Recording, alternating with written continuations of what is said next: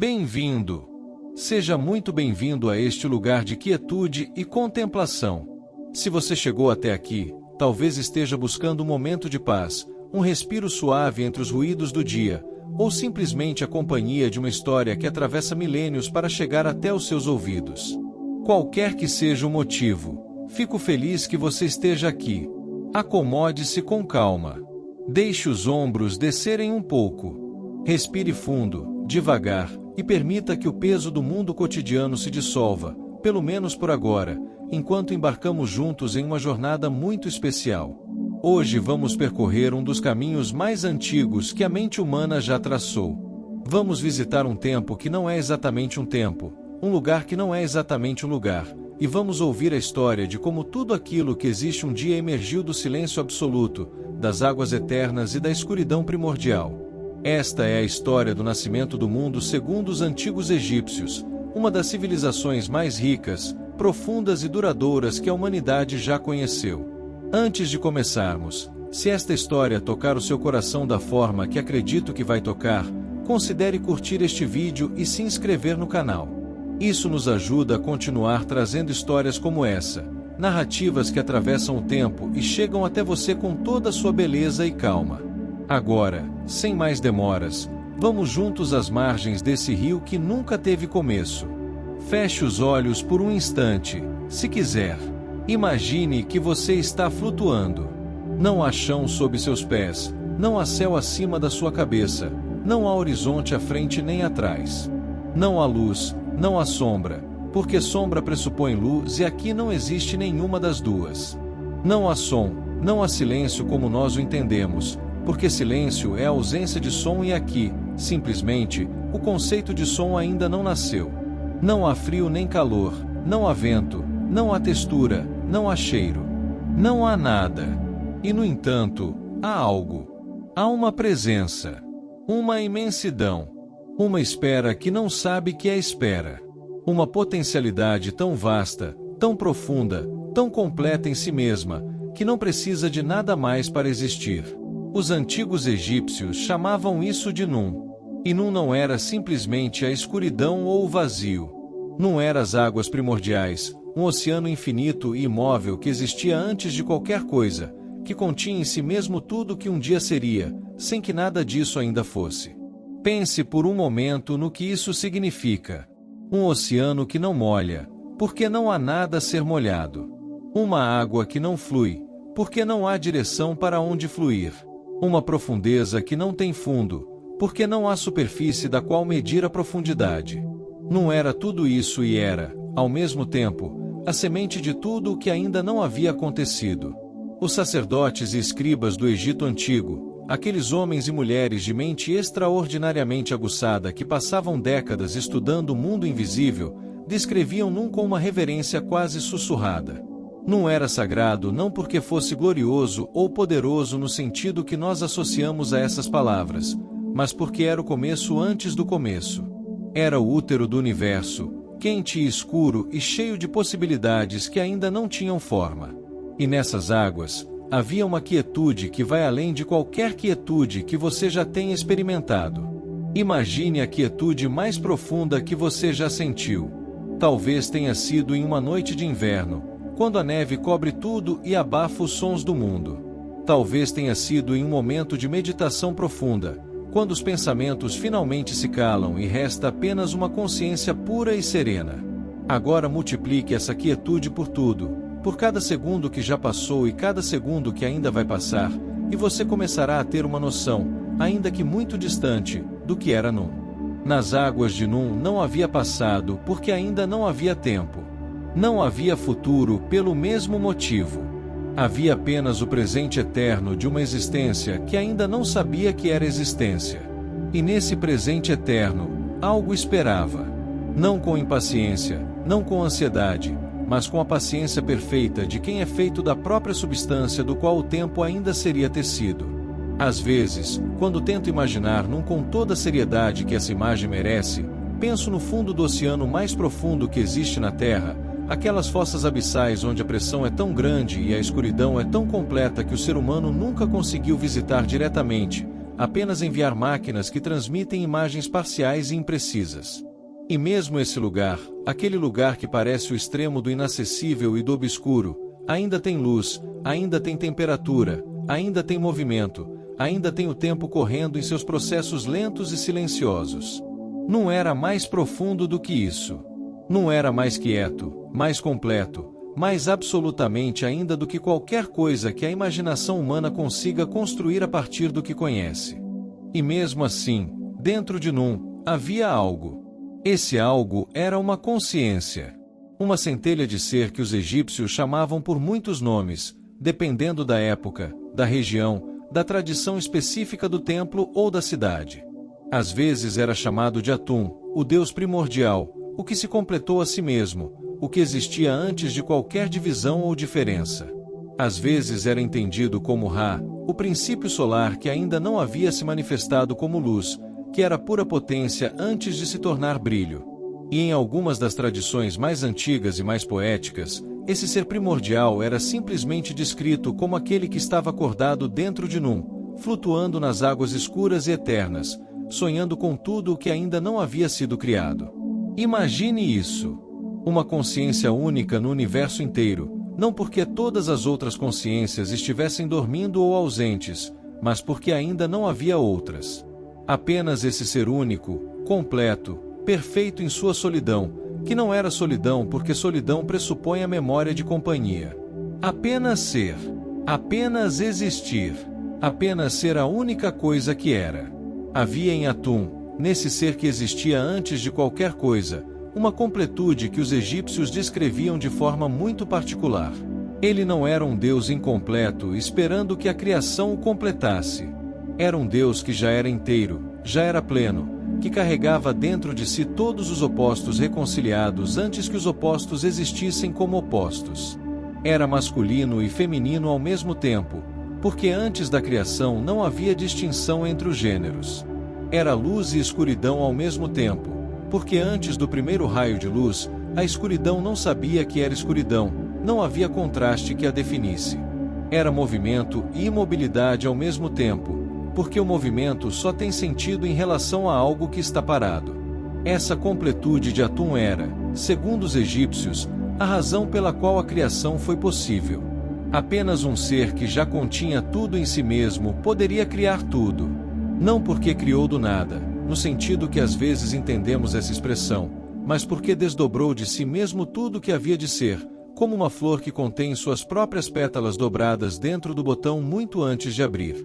E então, em um momento que não pode ser marcado em nenhum calendário porque os calendários ainda não existiam, em um instante que não pode ser medido por nenhum relógio porque o próprio conceito de instante ainda estava por nascer, esse ser primordial começou a pensar. Não foi um pensamento como os nossos, ruidoso e cheio de palavras e imagens. Foi algo muito mais suave, muito mais profundo. Foi como se uma semente, depois de um inverno que durou uma eternidade, finalmente sentisse o calor suficiente para começar a se mover por dentro. Foi como se o potencial que estava contido em Num, aquele oceano de infinitas possibilidades não realizadas, tivesse encontrado dentro de si mesmo uma faísca de intenção. E com essa intenção, com esse primeiro movimento de uma mente que começava a querer, algo começou a mudar nas águas eternas de Num.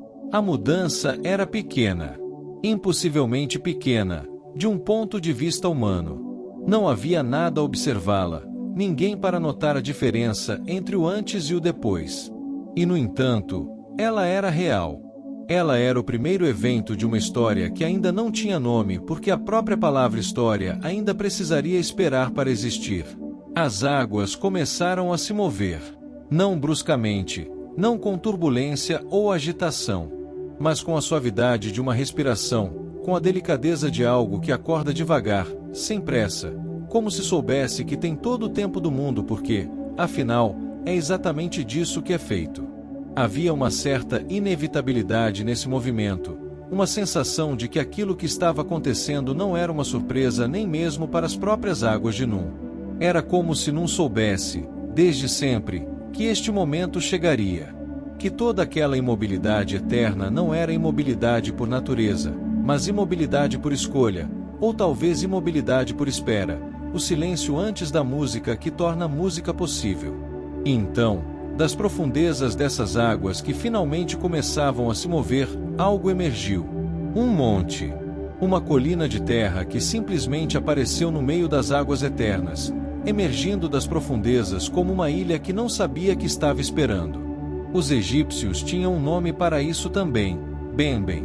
O monte primordial, a primeira terra sólida que jamais existiu, o primeiro ponto de apoio em um universo que até aquele momento não tinha nenhum ponto de referência, nenhuma distinção entre cima e baixo, nenhuma diferença entre aqui e lá.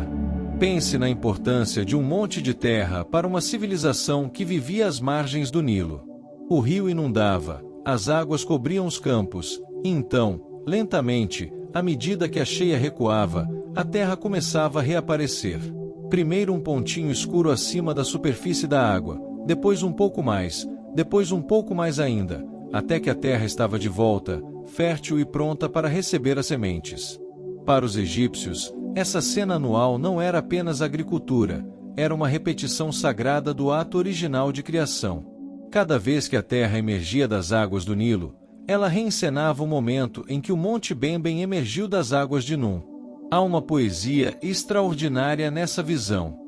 Os egípcios não precisavam de livros ou templos para serem lembrados do mito da criação. Precisavam apenas olhar para o Nilo quando a cheia recuava.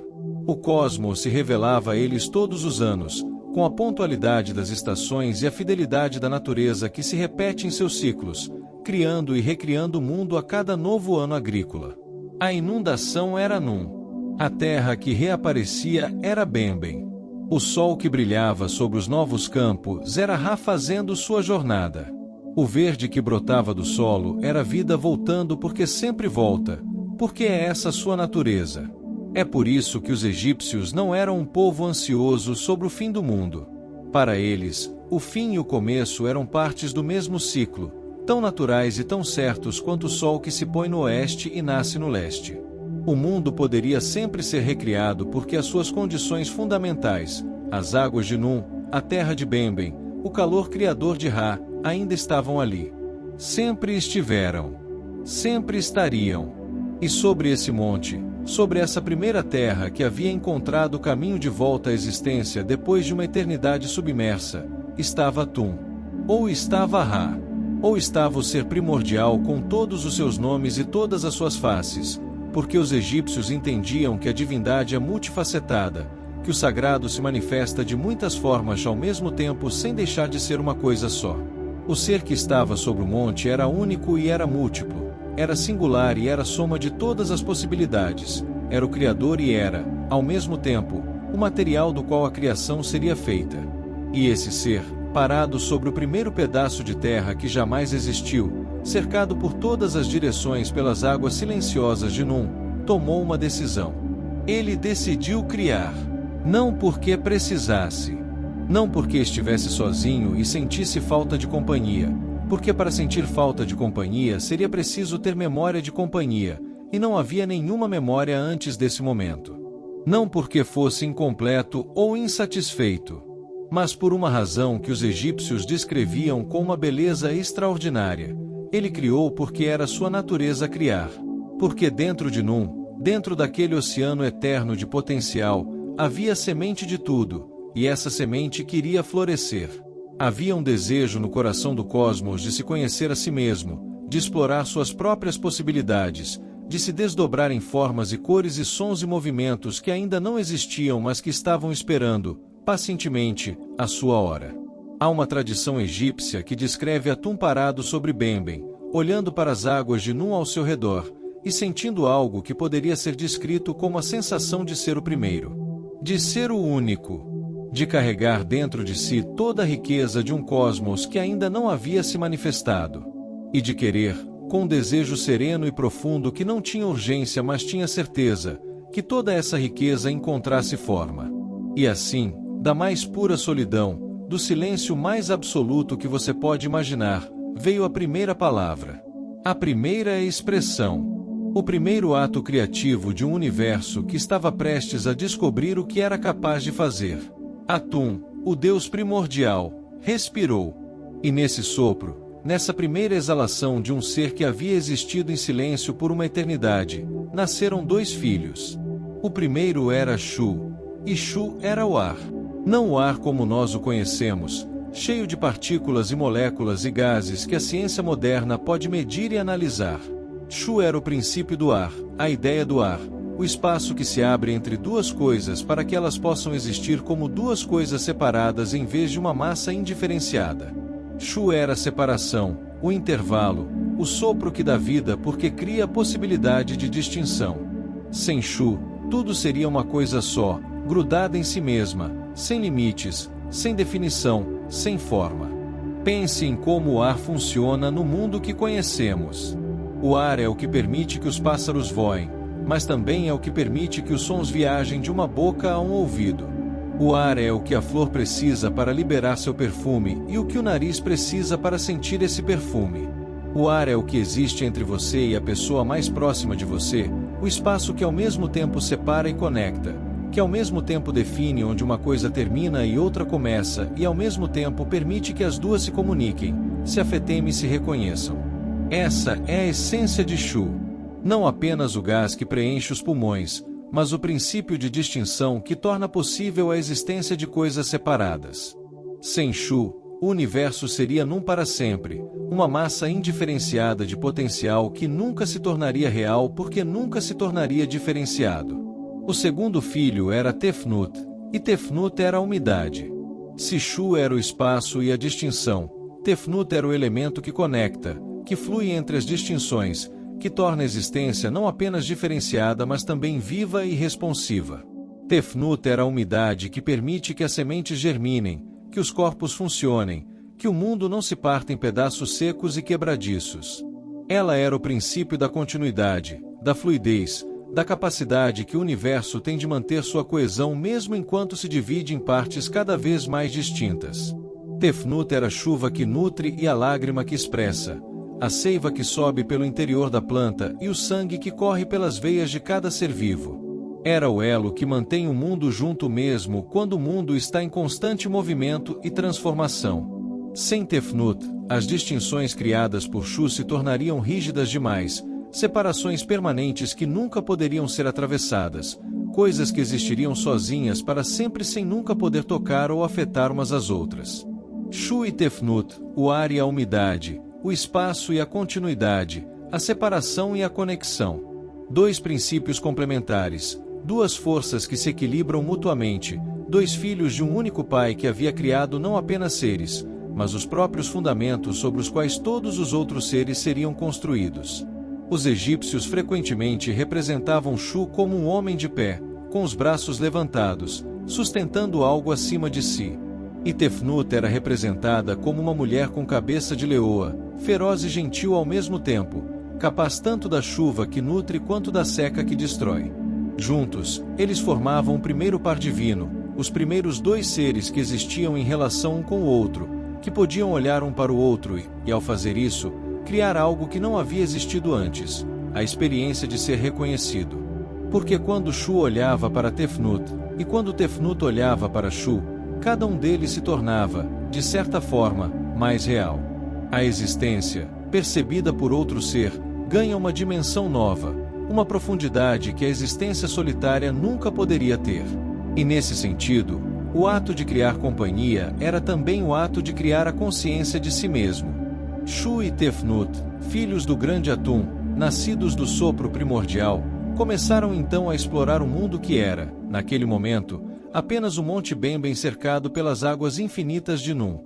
E nessa exploração, nesse movimento dos primeiros seres sobre a primeira terra, algo novo começou a ganhar forma dentro do cosmos que estava aprendendo a ser cosmos. As águas de Num, àquela altura, já não eram as mesmas águas de antes. Não porque tivessem mudado em si mesmas, mas porque agora havia outras coisas no mundo além delas, havia comparações a fazer, havia um centro de existência que se distinguia das bordas eternais do oceano primordial. Num ainda era imenso, ainda era eterno, ainda era moldura de tudo, mas agora havia um dentro e um fora, um centro e uma periferia, uma criação e um oceano ao redor da criação. E nessa distinção, nessa primeira topografia do cosmos, Shu e Tefnut viveram por um tempo que os egípcios descreviam com palavras que significam algo entre muito longo e além de qualquer medida. Um tempo de crescimento e aprendizado, de exploração e de descoberta mútua entre dois seres que eram o universo inteiro, porque fora deles havia apenas o oceano primordial. Havia algo de muito bonito na simplicidade desse mundo inicial.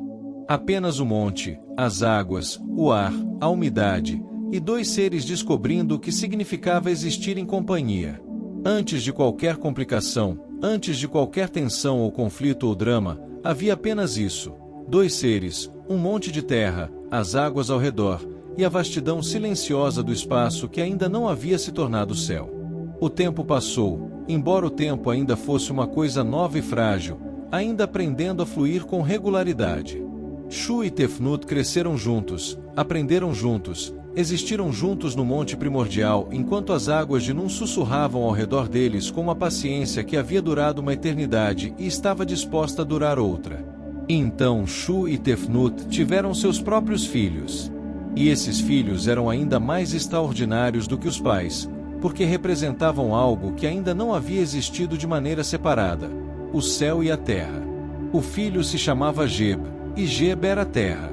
Não apenas a terra sobre a qual estamos, mas a terra em toda a sua profundidade, a terra que sustenta, que alimenta, que guarda os mortos em seu interior e devolve a vida através das plantas que crescem de suas entranhas.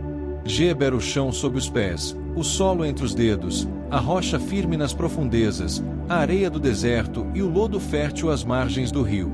Era o princípio de tudo o que é sólido, estável, confiável, presente. Os egípcios representavam Geb de uma forma que eu acho profundamente expressiva. Um homem deitado, às vezes com a cor verde da vegetação ou a cor escura do solo fértil egípcio, coberto de plantas que cresciam de seu próprio corpo. A terra não é algo sobre o qual as plantas crescem. A terra é algo do qual as plantas crescem, e há uma diferença fundamental nessa preposição.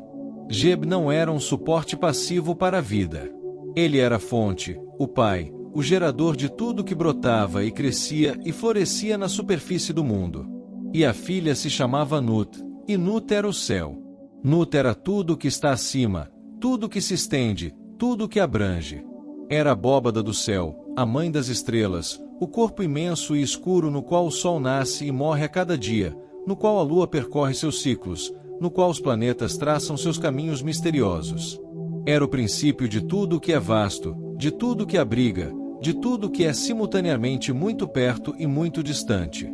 Os egípcios descreviam Nut com o azul mais profundo que seus pintores conseguiam criar, salpicado de estrelas douradas que eram ao mesmo tempo ornamentos e filhos, porque as estrelas eram crianças que Nut havia engolido ao amanhecer e dado à luz ao anoitecer, em um ciclo eterno que não era morte mas transformação, não era perda mas renascimento.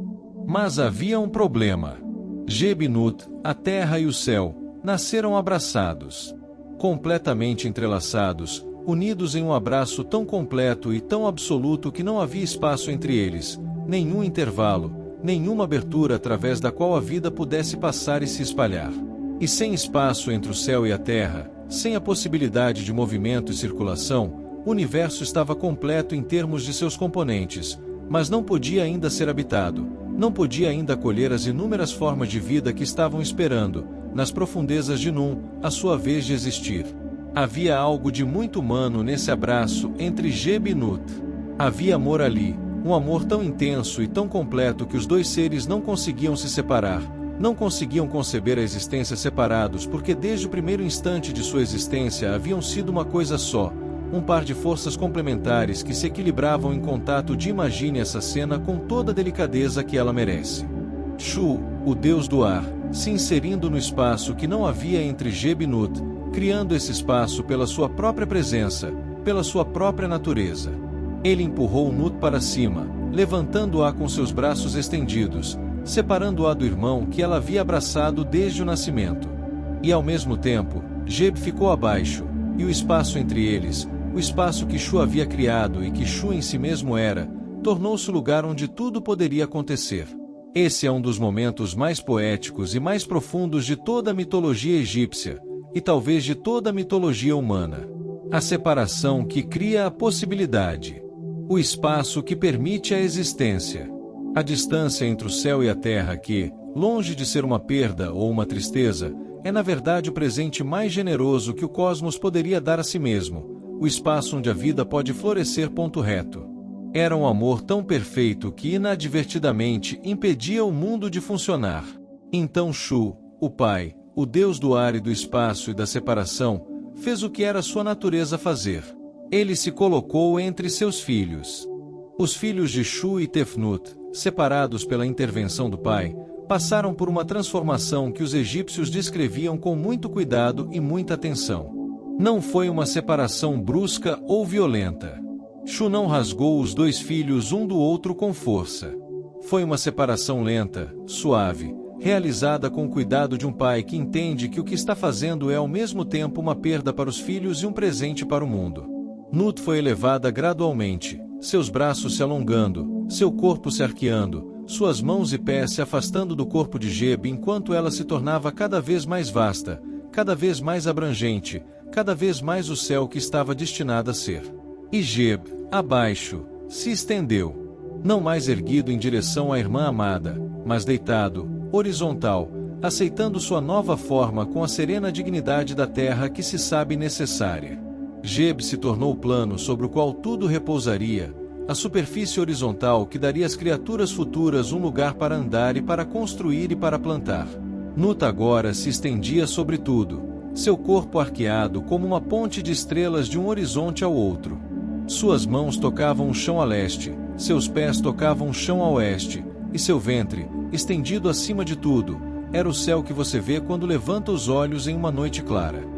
As estrelas que você vê nessas noites são os ornamentos do corpo de Nut, as joias de uma deusa que decidiu se tornar o próprio firmamento para que os seres abaixo dela pudessem ter um teto magnificente e cheio de luz.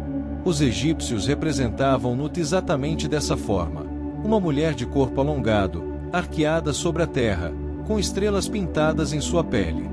Às vezes ela parecia engolindo o sol no horizonte ocidental ao anoitecer e dando a luz ao sol novamente no horizonte oriental ao amanhecer, numa representação poética do ciclo diário que criava o ritmo fundamental da vida egípcia. E abaixo de Nut, apoiado pelos braços de Shu que o separava de sua irmã, estava Geb. Geb, a terra, ficou deitado. Esse é um detalhe bonito da mitologia egípcia. Enquanto a maioria dos deuses da terra em outras tradições é retratada em pé ou sentada, Geb é mostrado deitado, porque a terra está sempre deitada, sempre estendida, sempre recebendo sobre si mesma tudo que cai do céu, seja chuva, seja luz do sol, seja sementes que os agricultores lançam em seus sulcos. Às vezes os egípcios representavam Geb com um falo ereto, apontando em direção a Nut acima dele, como expressão do desejo da terra de se unir novamente ao céu, do anseio que permanecia mesmo depois da separação. E Nut, em sua curvatura em direção à terra, expressava o mesmo anseio recíproco. O mundo era construído sobre essa tensão suave entre dois amantes separados por necessidade, uma tensão que não era angústia mas era, de uma forma estranha e bela, o motor de todo o movimento e toda a vida.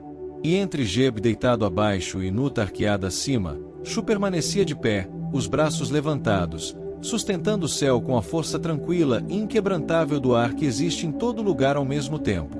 Shu, o espaço entre o céu e a terra, era o ar que você respira neste momento, o ar que flui pelas janelas abertas, o ar que carrega os pássaros e as nuvens, o ar que transporta os cheiros de uma flor à distância, o ar que transmite as palavras que você está ouvindo agora. Com essa separação, com essa organização de Nut acima, Geb abaixo e Shu entre eles, o mundo passou a ter estrutura. Passou a ter cima e baixo, perto e longe, interior e exterior. As águas de Nun, aquele oceano primordial eterno, recuaram para as bordas do mundo, para além do horizonte em todas as direções, mas não desapareceram. Elas continuaram existindo como a moldura do universo, como o oceano cósmico que rodeia a criação em todos os sentidos, sempre presente, sempre pronto a engolir tudo de volta caso a ordem que havia sido estabelecida viesse a se desfazer. Mas a ordem se sustentou. E nessa ordem, nessa harmonia de elementos que se equilibravam mutuamente, o universo que os egípcios habitavam podia finalmente começar a se preencher com a riqueza que você observa quando olha ao redor. As plantas que crescem da terra de Geb, a chuva que cai do corpo de Nut, o vento que é o sopro de Shu, a luz que percorre o céu de uma extremidade a outra como viajante mais pontual que já existiu. Agora o mundo tinha forma, tinha estrutura, tinha os elementos básicos que tornariam possível toda a vida que estava por vir. E havia um equilíbrio nessa forma, uma harmonia entre os seus componentes que os egípcios chamavam de Ma'at, a ordem cósmica que era ao mesmo tempo a estrutura do universo e o ideal moral que cada ser consciente deveria buscar em sua própria vida. Mas voltemos um momento, porque há algo que precisa ser dito sobre Nun, sobre essas águas primordiais que formaram o contexto de tudo. Nun não era apenas o passado. Nun não era apenas o antes de tudo, o estado que havia sido substituído pela criação. Para os egípcios, Nun ainda existia. Sempre existiu. Sempre existiria. As águas primordiais não haviam sido drenadas ou eliminadas quando o mundo foi criado. Elas haviam sido contidas, organizadas, colocadas em seu lugar na grande estrutura do cosmos, mas permaneciam lá, ao redor de tudo, sob tudo, dentro de tudo de uma forma sutil e invisível. Os poços que os egípcios cavavam para buscar água chegavam às águas de Nun. O oceano que bordejava as fronteiras do mundo conhecido era Nun. As cheias anuais do Nilo que renovavam a fertilidade da terra eram Nun transbordando, trazendo do oceano primordial os nutrientes que tornavam a terra preta e rica do Egito a mais fértil do mundo antigo. E quando alguém morria, quando a vida se extinguia como uma chama que perde o seu combustível, o espírito do falecido embarcava em uma jornada através das águas de Nun, o oceano primordial que agora era também o oceano do além. Havia uma continuidade profunda nessa visão. A vida começava nas águas de Nun, o cosmos havia emergido das águas de Nun, e quando a vida terminava, ela retornava a Nun para ser renovada, recomposta, relançada em uma forma nova. Tudo que nasce, nasce de Nun. Tudo que morre, retorna a Nun. E Nun permanece o que sempre foi, o oceano eterno, a potencialidade infinita, o silêncio que contém todas as músicas que já foram e que ainda serão tocadas. Há uma grandiosidade nessa visão que eu acho extraordinariamente bela. Os egípcios não viam o universo como algo que havia sido criado de fora para dentro por um artesão divino que trabalhava com materiais que não eram seus. Eles viam a criação como um desdobramento, como o universo se descobrindo a si mesmo, se tornando cada vez mais complexo e rico a partir de um único ponto de pura potencialidade. Cada coisa que existe é, de certa forma, Nun em uma de suas infinitas formas possíveis. Cada pedra, cada planta, cada animal, cada ser humano é uma expressão diferente da mesma substância primordial que existia antes de tudo. E os deuses, Atum e Shu e Tefnut e Gebnut, não eram externos ao universo que criaram. Eles eram o universo.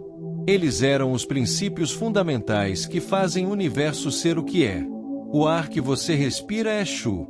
A terra sob seus pés é Geb. O céu que você vê quando olha para cima é Nut. As águas profundas que sustentam tudo são Nun. Os deuses não estão fora do mundo olhando para dentro. Os deuses são o próprio tecido do qual o mundo é feito. É uma visão profundamente sofisticada, e quando você a entende, quando deixa que ela se assente em sua mente com toda a sua beleza, ela muda um pouco a forma como você olha para o mundo ao seu redor. Há uma história sobre Nut que eu quero compartilhar com você, porque ela adiciona uma camada de doçura e de profundidade humana a essa narrativa cósmica que poderia, sem ela, parecer um pouco abstrata demais. Nut e Geb, o céu e a terra, haviam sido separados por seu pai Shu, é verdade. E essa separação era necessária, era a condição para que o mundo pudesse existir como existe. Mas os egípcios não descreviam essa separação como algo frio ou mecânico. Eles diziam que Nut e Geb ainda se amavam depois de separados, que Geb às vezes erguia os seus cotovelos e joelhos da terra plana em um esforço de alcançar a irmã que estava além do seu alcance, e que quando fazia isso, criava as colinas e as montanhas que pontuam a superfície do mundo. E Nut, por sua vez, se dobrava em direção a Geb, sua curvatura aumentando na linha do horizonte onde os dois mais se aproximavam, nos pontos leste e oeste onde suas mãos e pés tocavam a terra e onde o sol nascia e se punha a cada dia. Há algo muito comovente nessa imagem. O céu e a terra, separados por necessidade cósmica, mantendo entre eles um amor constante e suave que se expressa na própria forma do mundo, nas curvas do horizonte, nas montanhas que se erguem como braços estendidos, nos vales que se aprofundam como lugar onde a terra espera o toque do céu. E o sol que percorre o corpo de Nut a cada dia, aquele viajante luminoso que os egípcios chamavam de Ra, é uma lembrança constante de que o primeiro ato de criação continua se repetindo a cada amanhecer. Cada nascer do sol é um novo bem emergindo das águas de Num. Cada amanhecer é uma pequena repetição daquele primeiro momento em que a luz apareceu onde antes só havia escuridão.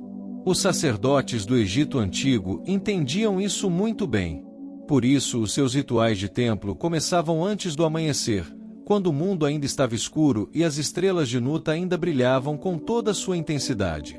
O sacerdote acendia as velas e recitava as orações no momento exato em que o sol começava a colorir o horizonte, porque naquele momento ele estava participando do ato criativo mais fundamental do universo. Ele estava ajudando o sol a nascer, estava colaborando com os deuses para garantir que a criação continuasse, que a ordem se mantivesse, que Num não engolisse tudo de volta para o silêncio primordial. É uma visão que coloca cada ser humano no coração do cosmos, não como um espectador, mas como um participante. Como alguém cuja presença e cujos atos têm peso real no equilíbrio das forças que sustentam a existência. E falando em equilíbrio, nenhuma discussão sobre a mitologia egípcia pode passar ao largo de um conceito que era absolutamente central para os egípcios, um conceito que eles chamavam de Maat. Maat era a deusa da ordem, da verdade, da justiça e do equilíbrio. Mas era também, de forma mais ampla, o próprio princípio de harmonia que permitia ao universo funcionar. Maat era o oposto de caos, o oposto de Num não como lugar físico, mas como estado de indiferenciação e desorganização. Quando o universo foi criado a partir de Num, o que aconteceu foi a instauração de Maat, a imposição de ordem sobre o potencial caótico das águas primordiais. E manter Maat era o dever fundamental de todos, dos deuses, do faraó, dos sacerdotes, dos camponeses, de cada ser humano que respirava o ar de Shu e caminhava sobre a terra de Geb sob o céu de Nut. Cada ação justa, cada palavra verdadeira, cada ato de generosidade e cuidado era uma contribuição para Maat, uma pequena ajuda no esforço contínuo de manter o cosmos organizado e funcional. E cada ato injusto, cada mentira, cada crueldade era uma pequena perturbação de Maat, uma forma de deixar que as águas de Num avançassem um pouquinho sobre as bordas do mundo ordenado. Os egípcios viviam com essa consciência de forma constante, não de maneira ansiosa ou angustiada, mas com uma seriedade tranquila, uma atenção suave ao peso de cada escolha, cada palavra, cada intenção. O mundo era um presente frágil e precioso que precisava ser cuidado, e cuidar dele era cuidar de si mesmo, porque o mundo e o ser humano eram feitos da mesma substância, emergiam da mesma fonte, eram expressões diferentes da mesma criação original. Maat era representada como uma mulher com uma pena de avestruz na cabeça, e essa pena tinha um papel muito especial no que os egípcios chamavam de julgamento dos mortos. Quando alguém morria e chegava ao salão da verdade no além, o coração do falecido era colocado em uma balança, e do outro lado da balança estava a pena de Maat.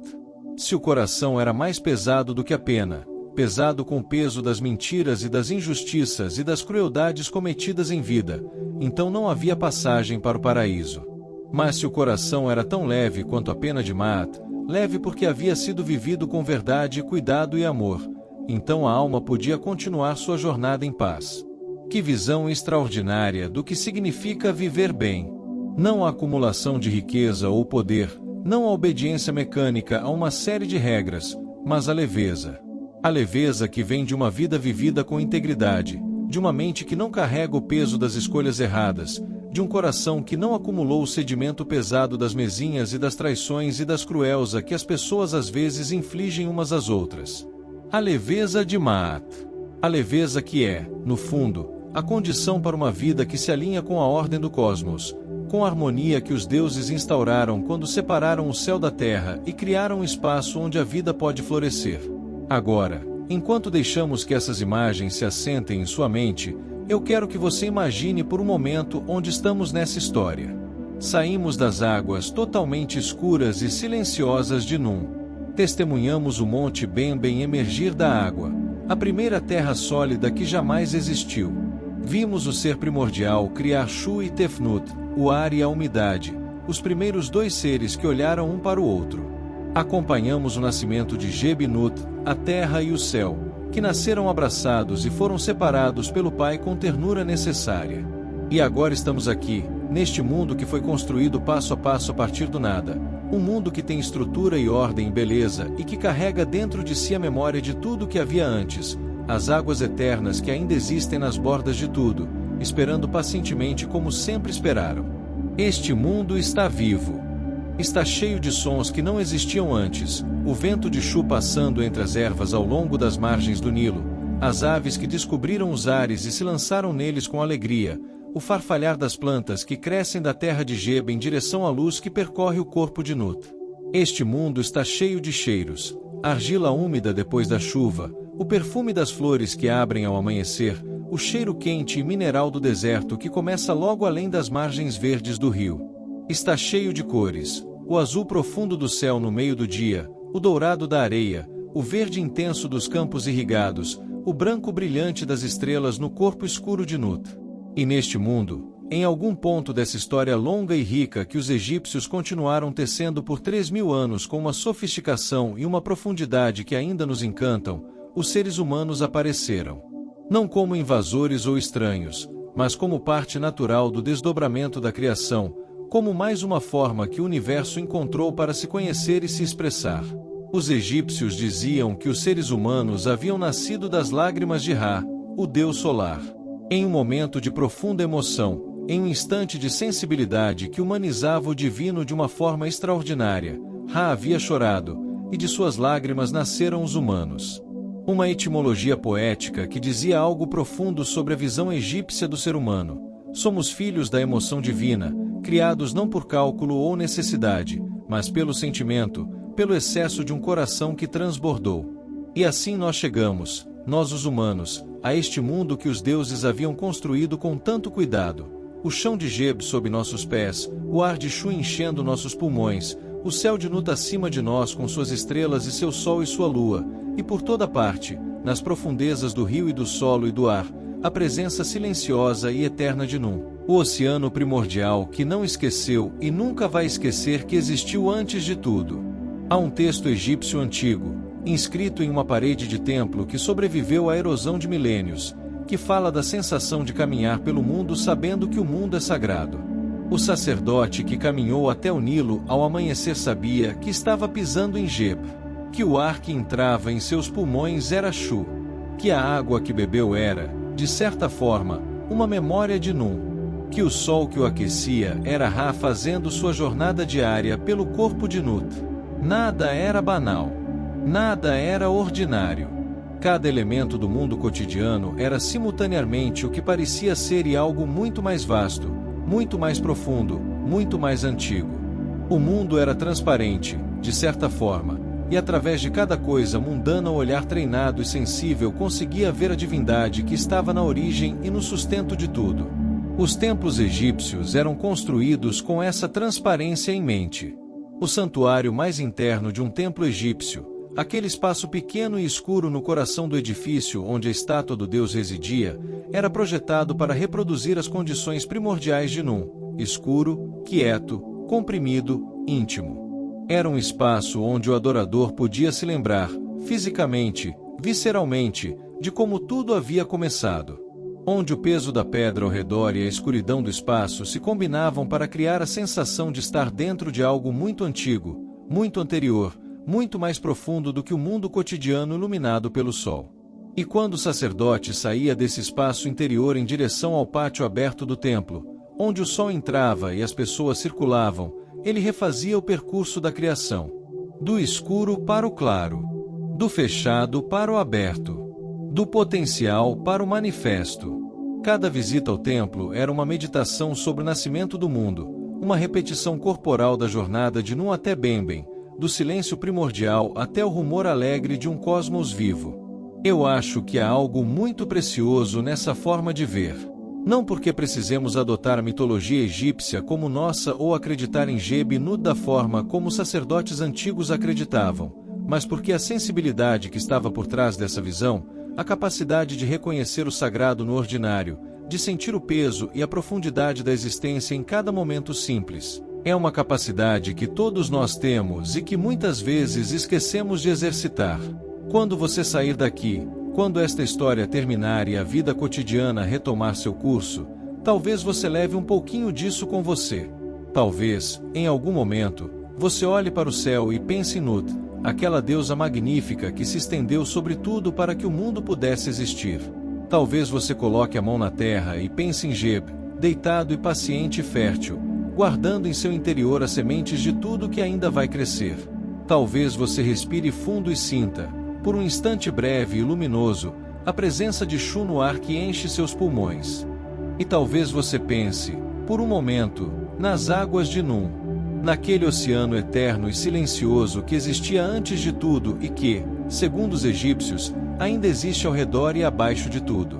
Que ainda está lá, em algum lugar além do horizonte, além de onde os olhos alcançam, além do que a mente pode conceber, esperando com a paciência de quem é feito do próprio material do qual o tempo é tecido.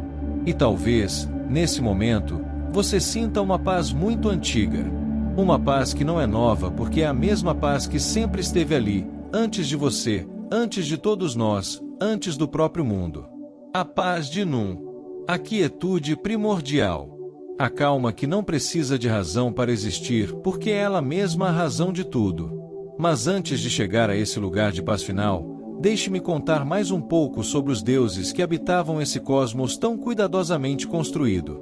Porque a genealogia dos deuses egípcios, aquilo que os estudiosos chamam de Enéade de Heliópolis, os 9 deuses primordiais, continua além de Geb-Nut, desdobrando-se em histórias ainda mais ricas e complexas. Geb-Nut, mesmo separados pelo pai Shu, também tiveram filhos. E esses filhos eram, talvez, os mais conhecidos de todos os deuses egípcios, aqueles cujos nomes chegaram até nós através de milênios de história e de cultura. Osíris, o deus da morte e da ressurreição, filho do céu e da terra, guardião do além, juiz das almas. Ísis, a grande maga, a deusa da sabedoria e do amor, cujos poderes eram tão vastos que os próprios deuses a reverenciavam. Sete, o deus do caos e do deserto e das tempestades, aquele que representa as forças que desafiam a ordem estabelecida, nem completamente bom nem completamente mal, mas necessário na equação do cosmos. E Neftis, a irmã sombria, a deusa da noite, da morte e da proteção dos mortos. Esses 4 irmãos, nascidos de Geb-Nut, filhos da terra e do céu, netos do ar e da umidade, bisnetos do Deus primordial que havia emergido das águas eternas, seriam os protagonistas de algumas das histórias mais apaixonantes e mais profundas de toda a mitologia egípcia. Mas essas histórias são capítulos separados de uma narrativa que ainda estava começando quando deixamos nossa jornada de hoje. Porque hoje, nossa jornada foi até aqui, até o ponto em que o mundo foi criado, em que a estrutura fundamental do cosmos foi estabelecida, em que o palco foi montado para tudo o que viria depois. Chegamos ao ponto em que o universo estava em ordem, equilibrado, funcional, belo. Em que Maat havia sido estabelecida e o cosmos respirava com a regularidade de um ser vivo enorme e sereno. Há um aspecto dessa criação egípcia que me parece importante mencionar antes que nossa jornada chegue ao fim. Os egípcios tinham várias versões do mito de criação, não apenas uma. Em Heliópolis, a cidade do sol, a tradição que seguimos hoje era principal, com Atum criando Shu e Tefnut, e assim por diante. Mas em Mênfis, a antiga capital, havia uma tradição diferente, que colocava o deus Ptah como o criador primordial, um deus que criou o mundo não pelo sopro ou pelo movimento físico, mas pela palavra e pelo pensamento. Ptah concebeu tudo em seu coração, a sede da inteligência para os egípcios, e então pronunciou tudo com sua língua, e assim tudo existiu. E em Hermópolis havia outra tradição ainda, a dos 8, um grupo de 8 deuses primordiais que representavam as forças que existiam antes da criação, a escuridão, o invisível, o infinito, o eterno. 4 casais de forças primordiais que precediam até mesmo o mundo de Nun e Atum, que eram as condições prévias do próprio oceano primordial. Os egípcios não sentiam contradição em ter todas essas versões. Para eles, cada versão revelava um aspecto diferente de uma verdade que era muito grande para ser capturada em uma única história, muito multifacetada para caber em uma única narrativa. O sagrado é assim, sempre maior do que qualquer descrição que fazemos dele, sempre transbordando os limites das palavras e das imagens que usamos para tentar expressá-lo. E talvez seja por isso que as histórias dos egípcios sobreviveram por tanto tempo e ainda nos tocam tão profundamente. Porque elas não pretendem ser a verdade definitiva e completa sobre como o mundo foi criado. Elas pretendem ser pontes, maneiras de aproximar a mente humana de algo que a mente humana não consegue abarcar por completo. Pontes que têm a forma de histórias porque a história é a forma que a mente humana conhece melhor. A forma que permite que algo vasto e incompreensível se torne, por um momento, próximo e palpável e belo. E agora, na parte final de nossa jornada, eu gostaria de convidá-lo a fazer algo que os próprios egípcios faziam no final de seus dias. Uma prática suave de gratidão e reconhecimento que não era tanto uma oração formal quanto uma forma de se lembrar, antes de adormecer, de qual era o lugar de cada um no grande esquema das coisas. Imagine que você está deitado em uma superfície macia e suave, em um lugar que é seguro e tranquilo. Pode ser a sua cama, pode ser um lugar na natureza que você ama, pode ser qualquer lugar que pareça certo para você.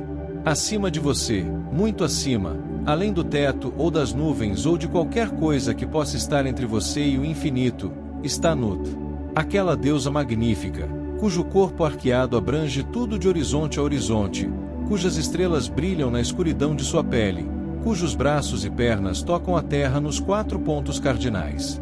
Ela está acima de você agora, sempre esteve e sempre estará, independente do que aconteça, porque o céu é o que é. Ela não precisa de esforço para estar ali. Ela é o ali. Ela é o acima. Ela é o vasto, o que abrange, o que contém as estrelas e os planetas e o Sol e a Lua e todo o espaço entre eles. E ela curva em sua direção, sempre um pouco, com amor antigo e fiel de quem sabe que separação e amor não são opostos, que é possível estar longe e estar presente ao mesmo tempo. Sob você, sustentando você com a firmeza tranquila de quem existe há mais tempo do que qualquer coisa que existe sobre ele, está Geb. A terra que é um Deus que é a terra. Paciente, silencioso, fértil, presente, segurando você com uma gentileza que não precisa se anunciar porque se manifesta na simples existência do chão sob os seus ossos.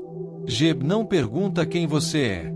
Não pede que você prove que merece seu apoio. Ele sustenta tudo da mesma maneira, com a generosidade absoluta de quem é grande o suficiente para acolher a totalidade da vida em toda a sua diversidade e complexidade sem jamais se cansar, sem jamais precisar de descanso, porque a terra é o descanso. Ao seu redor, entrando e saindo de você a cada respiração, invisível e onipresente, está Shu. O ar que é o espaço, que é o sopro, que é o intervalo entre todas as coisas que permite que as coisas existam como coisas. Você o está respirando agora. Ele estava aqui antes de você, ele será aqui depois de você, e enquanto você existir, ele existirá dentro de você com cada inspiração. Cada vez que você respira, você está participando de algo muito antigo. Está repetindo, em seu próprio corpo, o ato criativo de Atum que deu origem a Shu. Está trazendo o cosmos para dentro de si e devolvendo o cosmos ao mundo, em um intercâmbio que é ao mesmo tempo o mais banal e o mais sagrado dos atos. E em algum lugar, muito além de onde os olhos alcançam, além do horizonte mais distante que você possa imaginar, nas profundezas sob a terra e nas bordas do cosmos, as águas de Nun continuam sua vigília eterna. Não com ameaça, não com pressa, mas com a paciência de quem sabe que o tempo é infinito e que cada coisa tem o seu momento certo. Nun não está aqui para engolir o mundo. Nun está aqui para lembrar ao mundo de onde veio, para manter o mundo conectado à sua própria origem, para garantir que por maior, por mais complexo, por mais cheio de vida e movimento e história que o cosmos se torne, ele nunca perca o fio que o conecta ao silêncio primordial de onde tudo emergiu. E você está aqui, entre tudo isso. Entre o céu e a terra, entre o espaço e a firmeza, entre o eterno e o passageiro. Você está aqui, neste cruzamento preciso de forças cósmicas que se equilibram para criar o mundo em que vivemos. E o simples fato de você existir, de você estar aqui neste momento a ouvir esta história, é parte do desdobramento do cosmos que começou nas águas silenciosas de não há mais tempo do que a mente pode abarcar. Você é, de certa forma, uma das formas que Nu encontrou para se conhecer. Uma das expressões que o universo escolheu para explorar o que é possível, para sentir e pensar e imaginar e lembrar. Você é feito da mesma substância da qual são feitos os deuses e as estrelas e a terra e o ar. A mesma substância primordial que existia antes de qualquer forma e que se desdobrou em todas as formas que existem. E quando você fechar os olhos esta noite, quando o sono vier com a suavidade de Nu avançando gentilmente sobre as margens do dia que acabou, você poderá carregar consigo essa imagem. O céu de Nut acima, a terra de Geba abaixo, o ar de Shu ao redor, e no fundo de tudo, silencioso e eterno, o oceano primordial de Nu no qual tudo começou e ao qual tudo, de alguma forma, sempre pertence. Durma bem. Descanse profundamente. E quando acordar, acorde com os olhos um pouco mais abertos para a sacralidade do mundo que foi criado com tanto cuidado pelas mãos, ou pelo sopro, ou pelo pensamento dos deuses mais antigos que a humanidade já imaginou. Esta história não termina aqui. Ela continuou por 3.000 anos enquanto o Egito Antigo existiu como civilização, e de certa forma ainda continua, porque a humanidade ainda olha para o céu estrelado com a mesma mistura de admiração e curiosidade que fazia os sacerdotes egípcios levantar os olhos antes do amanhecer e sentir que estavam participando de algo muito maior do que eles mesmos. A história do nascimento do mundo, seja ela contada pelos egípcios ou por qualquer outro povo em qualquer outro tempo, é sempre a mesma história no fundo. A história do universo tentando se entender, tentando encontrar formas de expressar o que é e o que pode ser.